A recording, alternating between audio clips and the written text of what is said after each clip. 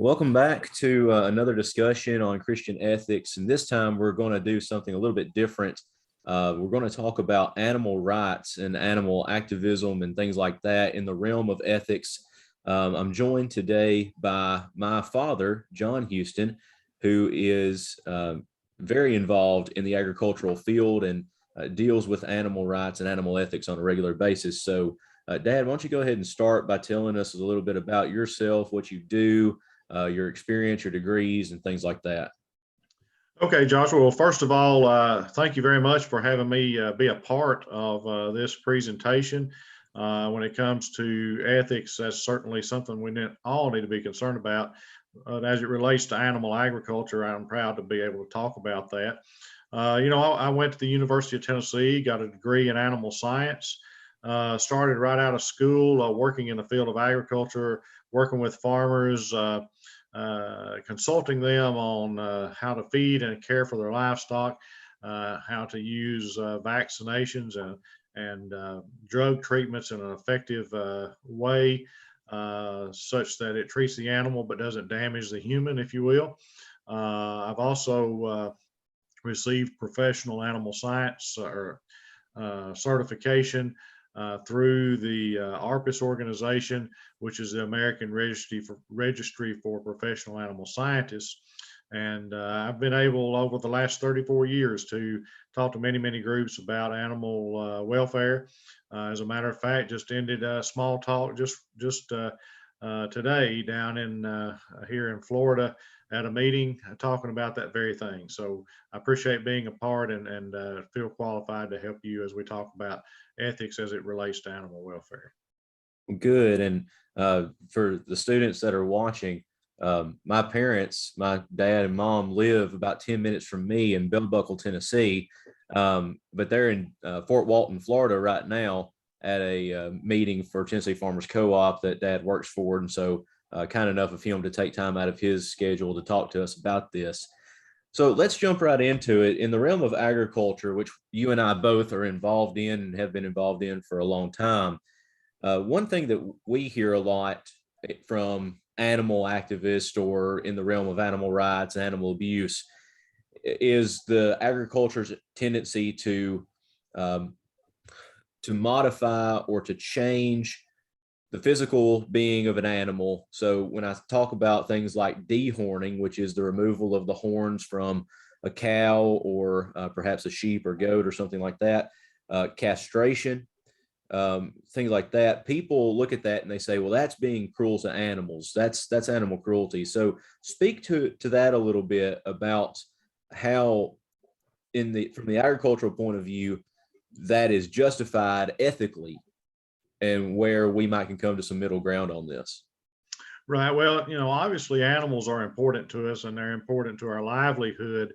If animals weren't important to us, God wouldn't have had to put them on the ark. So they're very important to us. And there's what we have to understand with animal welfare and ethics as it relates to animal welfare is animal behavior. And just like human behavior, if we didn't do things like dehorning, then we allow the animals to harm one another with those horns. And if you've been on the farm, you can certainly recognize that they can be dangerous, not only to the other animals, but to us as human beings as we try to care for them as well. But castration, bulls, as you can imagine, just like a bunch of men in a room, bulls will tend to fight and they tend to hurt one another. And while it does genetically improve what we're trying to do from a food perspective, but the main reason is let's keep the animals from harming one another. And so I think, and it's proven, I think we can prove that, if we would create a very we wouldn't be treating animals ethically if we allowed them to keep horns and keep those things that help them cause harm to one another. And that, if you've been around and you've seen that happen, you're not acting ethically if you don't correct those problems. As humans, we try to take care of ourselves. We have surgeries. We have our knee replacements and all those type things that help us in our daily lives and keep us from harming ourselves further. And that's exactly what those accepted animal practices are. So for what most people in the realm of agriculture might call um, animal cruelty, we, and I'm putting myself in this as one who is involved in agriculture as well, would use terms like animal welfare, because what we're trying to do is care for the animals by doing these things. One thing, I sent you a list of questions that I was going to ask about, but one that I didn't ask about, so I'm putting you on the spot here. In Tennessee, it's not a law, it's not required that we do this, but in several other states in America, it is, especially in the realm of cattle, is branding. So branding is the process of identifying by means of a permanent mark on the animal.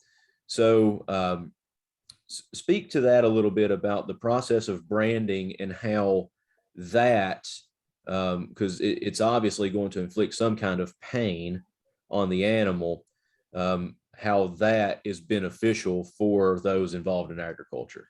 Sure, branding. There's a couple of types of branding.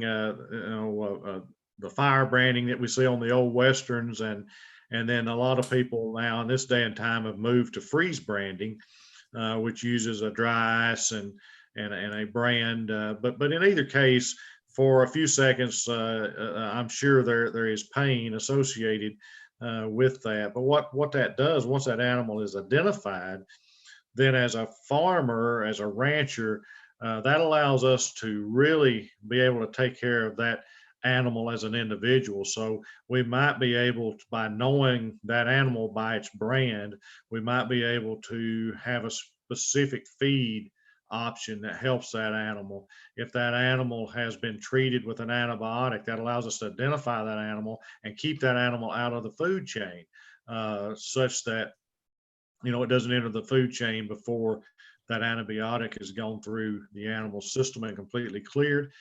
So that type of identification is very important. If you look at a field of cattle, being able to tell one from the other is very important so that we can ensure that we don't have something that enters the food chain, because we're really not raising cattle, we're raising food. And that is the long and short of it. Animal cruelty and animal welfare is a couple of different topics. When we talk about pets, as it relates to a dog and cat, or as it relates to, a horse, a lot of times it's considered a pet. I consider it an agricultural animal, but there's a lot of difference in animal cruelty, where you have a field full of cattle and you're not feeding them and you're not watering them and you're not taking care of the parasites, and you're just you're irresponsible, and that animal is suffering because of it. So Right. Very good. So to those who are on the other end of the spectrum from what we might be on in terms of agriculture, animal, those who are, for reasons aside from health, people who are for moral and ethical reasons vegan or vegetarian, what would you say to those who say that the consumption of meat or having animals raised for profit is an unethical thing in maybe the beef, dairy industry, or others? well, the only thing that makes something of any spectrum, whether it's animal agriculture or not, unethical, is if you are doing it illegally or you are mistreating something in some way. I think we have examples all through our Old and New Testament about consuming meat. Um, I certainly believe it's everyone's right. If they don't want to eat meat, that's certainly their right. But to condemn animal agriculture, first of all, I would say let's get the facts from a known source.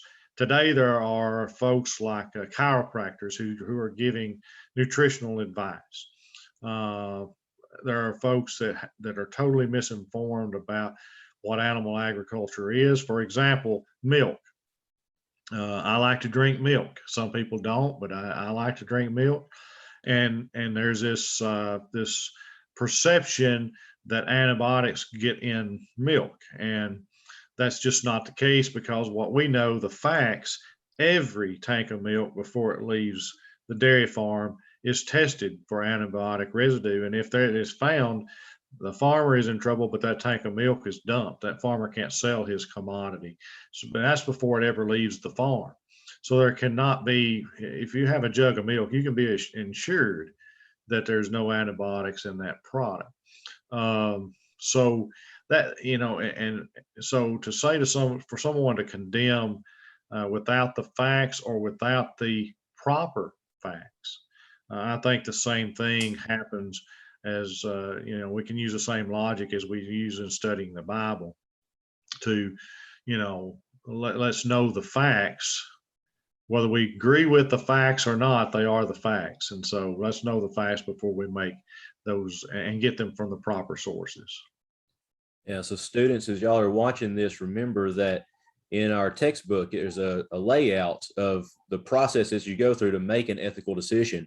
And step number one is to gather the facts and to gather them from reliable sources and to look at all the sources. So, here in these videos, like I'm doing, we're getting it from one side of the argument. Feel free, obviously, to go to the other side, but make sure that you compare the two and make sure that you know what is factual and what's more subjective or emotionally driven. Well, Joshua, I would add to that just a moment, if you don't mind. Go ahead. We see a lot of videos about downed cows in a dairy and that type of thing. And if you'll watch closely, a lot of those videos are the same video being shared on multiple media sources. But think about if you do have an animal that dies, and that does happen. Is an animal gets sick or whatever the case may be. But if you have an animal like an 1,800-pound Holstein dairy cow, a horse that weighs 2,000 pounds, you have to you have to use something besides your back to move that animal. There has to be, and when you see a tractor and loader or a skid loader or that type of thing that's moving an animal that has died, or there's what you're doing is moving that animal away from the others to protect the others if there was a disease or whatever the case may be. But you do have to use some piece of equipment to do that. It's not that we're being cruel. It's just the size and scale of the animal you're trying to move. Yeah, that's a good point. So what you're doing now in Florida at this present time, having a meeting and conferences about Tennessee Farmers Co-op and other things that are happening there. And for those who don't know, because Faulkner is in Montgomery and most of our students are in Montgomery, Tennessee Farmers Co-op is an agricultural store, basically, to put it very basically. You can go there and get animal health products, feed, agricultural supplies of all kinds. So one thing that y'all are talking about, and that you do talk about a lot with co-op and other venues, is about what you can do, what your business can do, and what we can do individually to fight and stop animal cruelty and to promote animal care, which is really what your industry is all about, right? The promotion of animal care. So tell us a few things about what modern agriculture, I know that's a broad term, but what modern agriculture is doing to fight animal cruelty and to make the agriculture industry a top tier ethical industry. Sure, and that's one of the things where our definitions sometimes are different on some things, because when we talk about animal cruelty, if you've been raised with animals and you've been trained to care for animals, some of the things that we would say are cruel are things that the general public thinks is what needs to happen. For example, if you have hogs and you have sows that are that are having pigs. There's nothing that will harm you any more than a sow with pigs. They Hmm. actually kill you. There have been people being killed, but they will also eat their pigs, lay on their pigs. So there's a such thing as a farrowing crate that they put them in that does restrain them for a period of time so that the pigs don't uh, suffer and get killed, whether the sow lays on them or eats them or whatever the case may be.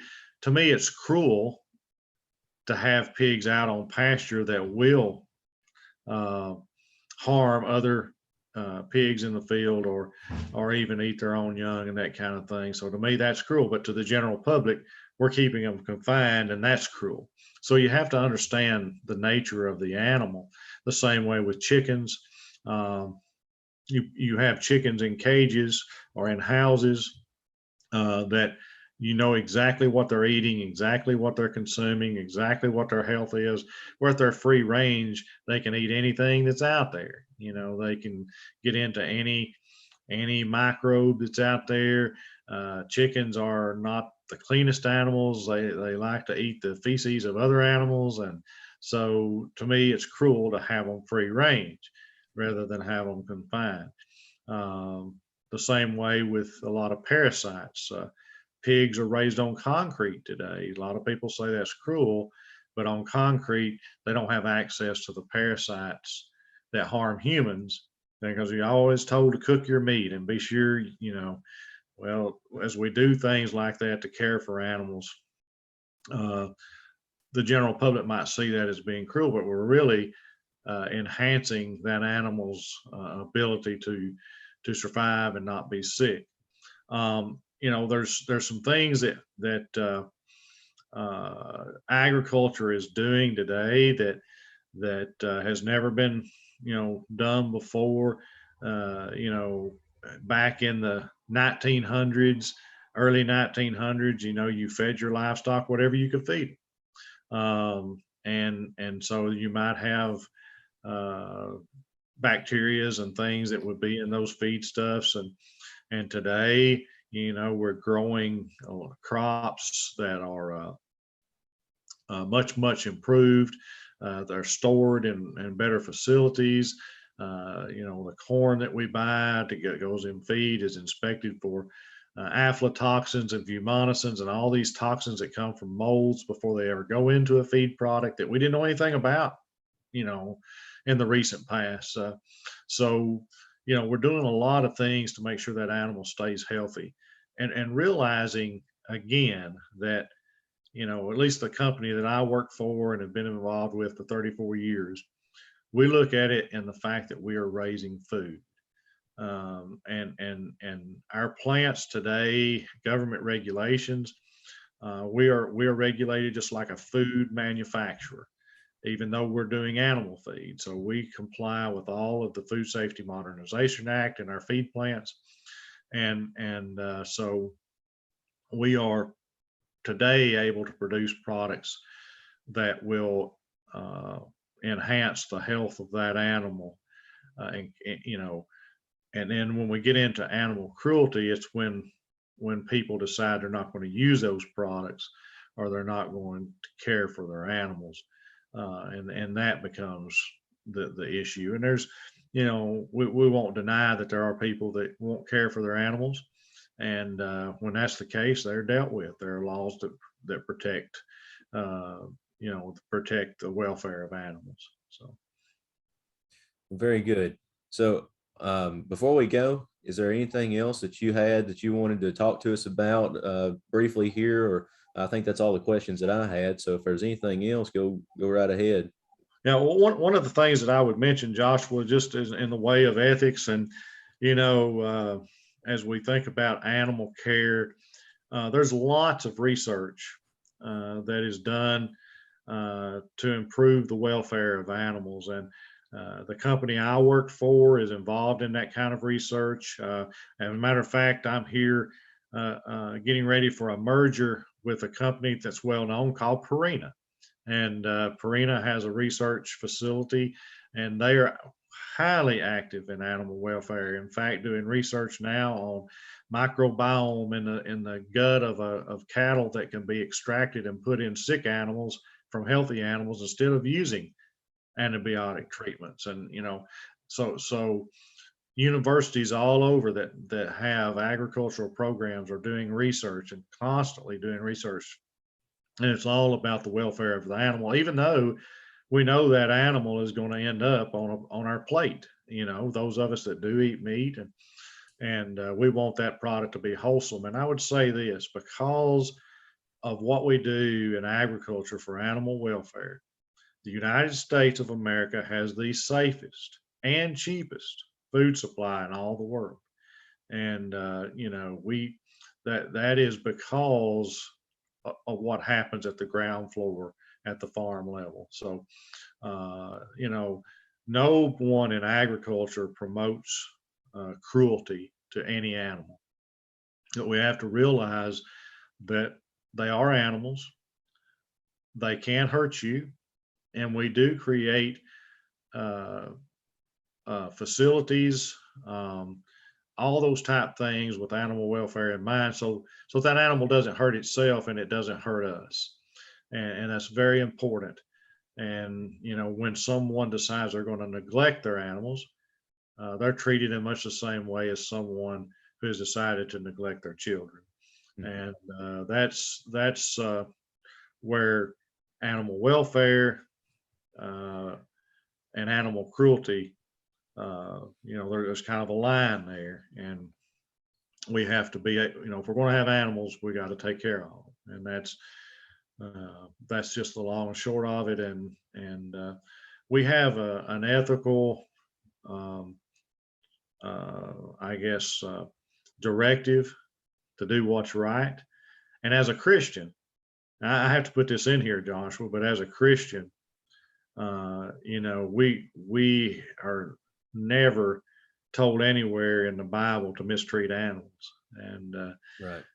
they are there for our necessity and for our advantage and for our companionship, and we certainly need to treat them that way. So, Joshua, that's really all. I appreciate you having me on here.